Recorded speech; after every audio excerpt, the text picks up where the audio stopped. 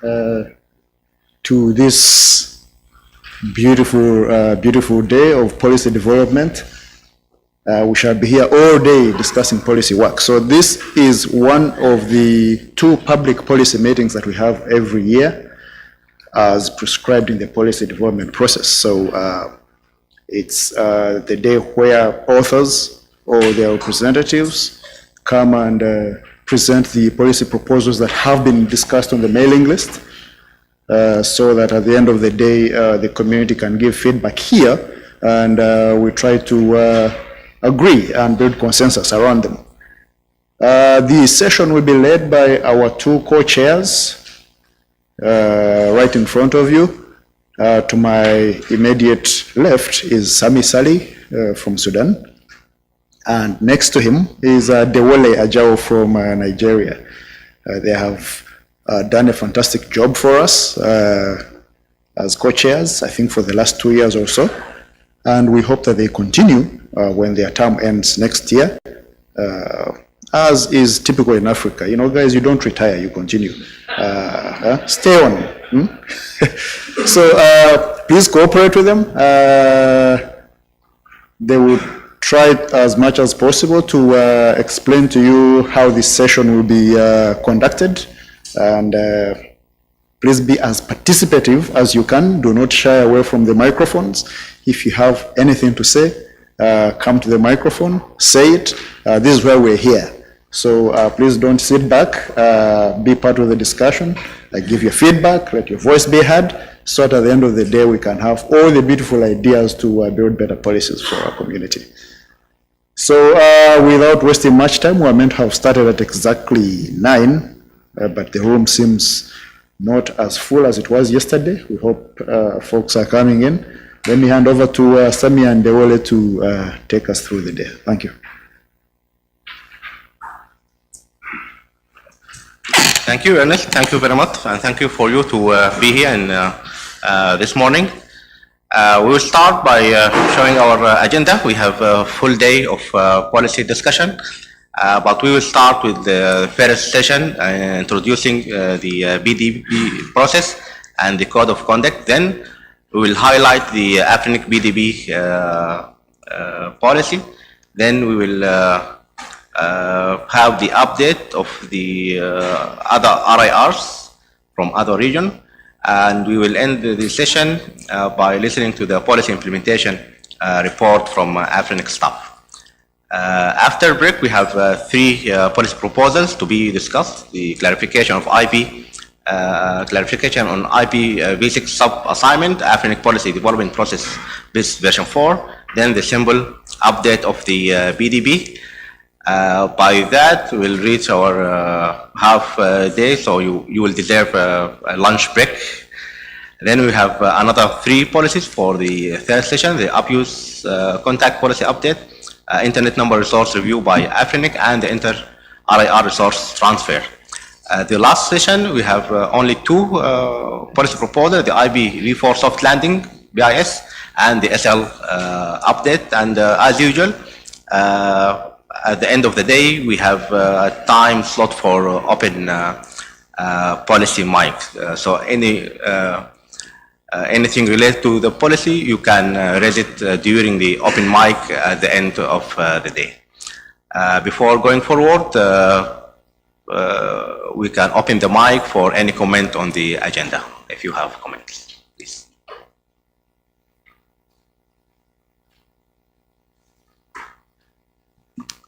Okay, I see no comments, so thank you. Okay, code of conduct. The AFRINIC code of conduct is published, and now it's in the website. So this regulates how we treat the community treat themselves during the meeting and in the mailing list. And it's not just for the BDWG; it's for the whole community. There are 8 points, and we have comply ourselves with those 8 points. I will highlight the points, so please take care of understand what this point is about. The first point is to treat other with politeness and respect. So we have to respect each other and to avoid the behavior or remarks that gives offensive or discrimination based off anything, gender, sexuality, religion, race, and we cannot tolerate personal attacks during the meeting, face-to-face or in the mailing list. And if you disagree, it's normal to disagree with any other opinion, but not the person. So just state your opinion politely. We have to respect the agenda and we have to respect the time line. So we have a limited time. So please respect them. We have to respect the language differences. I'm not an English speaker, I'm Arabic speaker. So we have to, you have to come to the mic and try to speak in a simple language and slowly, so the interpreter can translate that to the other community. And finally, we have to act in the best interest of the community, of the AFRINIC community, all the time. Okay, this is the AFRINIC PDP process, and I believe most of you are familiar with this. It's bottom up, so it starts by the community. So any member of the community, including people in our continent, Africa, or any internet member can submit a proposal if he has an idea that may enhance the way we use and manage the internet. So anybody may submit a proposal. The proposal should be posted to the mailing list, the RBD at AFRINIC, and it will be published on the AFRINIC policy portal. Discussion on the policy should be at least 4 weeks before the face-to-face meeting discussion. Like this one, we have 2 face-to-face meetings during the year, and we are here in the face-to-face policy day. If the community like the proposal, we can go forward in the positive way by sending a last call if the consensus is detected during the meeting. So last call will be at least 2 weeks. It can be more, but 2 weeks for last call. And if no new issues detected in this 2 weeks, the co-chair have to send a report with the recommendation to ratification to the board of director of AFRINIC. After the ratification, the AFRINIC staff should implement the policy. It will not be a proposal at this point, so it should be implemented in a time frame. Maybe it's 6 months by default, and then they ask for extension. Implementation, yes, six months, unless there's an issue to increase this period for implementation. The policy proposal can loop in those 3 points, from discussion on mailing list to discussion on face-to-face meeting and the last call period, infinite, or until the author decide to withdraw their policy. So we need to keep enhance the proposal until it reaches the consensus, or the PDP allow the policy to be out of this loop by the author if they decide to withdraw their proposal. So this is a highlight of the policy proposal. I hope it's clear. I hope it's simple. No question on this part. Question? Yes, please.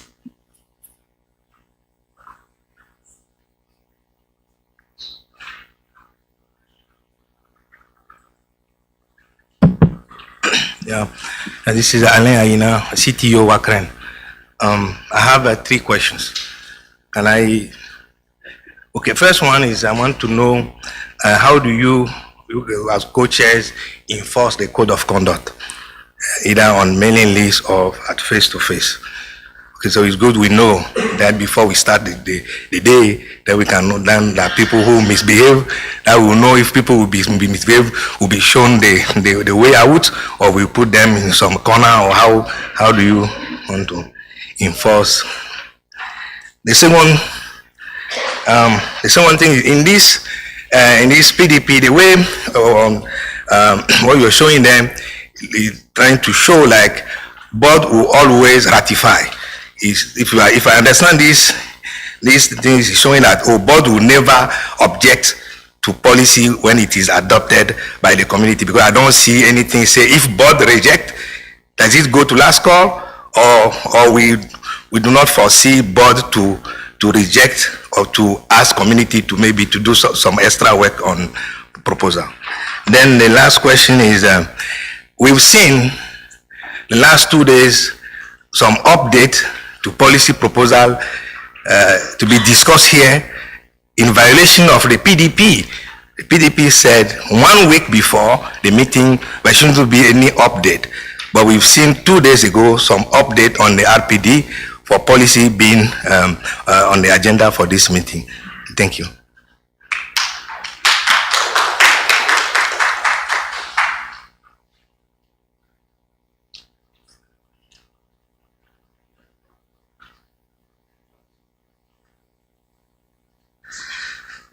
Okay, thank you for the questions.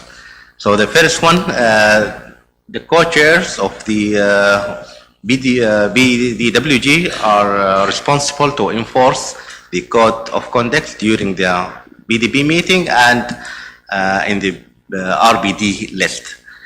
And how we do that is it's an internal matter. So just try to violate and you see how we can stop that.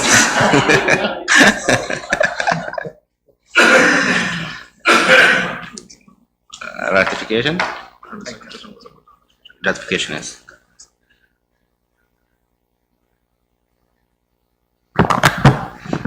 Thanks for your questions, Alain.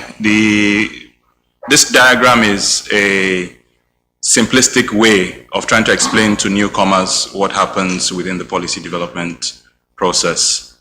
Now, indeed, the board, when the PDWG co-chairs submit the reports recommending ratification to the board whom we elect to make sure that the company, AFRINIC, is run in a safe and sustainable way, would look at it, because according to the current PDP, it says that the board ensures that the PDP was followed in arriving at that recommendation. So the board will look and make sure that the PDP was followed. If you would look beyond the PDP, you would also expect that the board ensures that that policy would run in the best interests of the organization, AFRINIC. Your third question was regarding updates.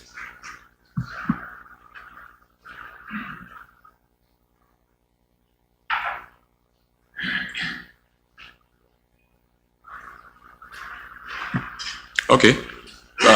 It's just been brought to my notice that you asked that if the board does not ratify, what happens? Naturally, it goes back to the lists, because what we've made is a recommendation. Regarding updates to proposals in violation of the PDP, the updates were actually submitted within the stipulated timelines. It's only that the publishing was not done in good time, and that's what delayed the announcement. To fix this for the future, what we've decided is, rather than wait for the web team to publish, authors would be free, if they are submitting so close to the deadline, they'll be free to submit directly to the RPD lists, or co-chairs forward their raw emails like that to the RPD lists. So the proposal authors did not violate the timelines. Thank you.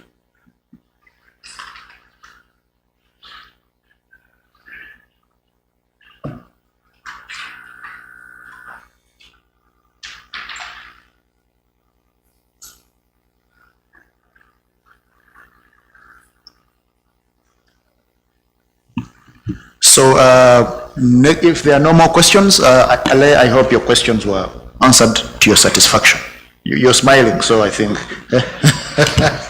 Okay, so next on the agenda, we shall listen from the registration services team at AFRINIC, represented by James Kirwa, our senior IP analyst. He will share with us a policy experience implementation report, which I believe chats about registration services experiences in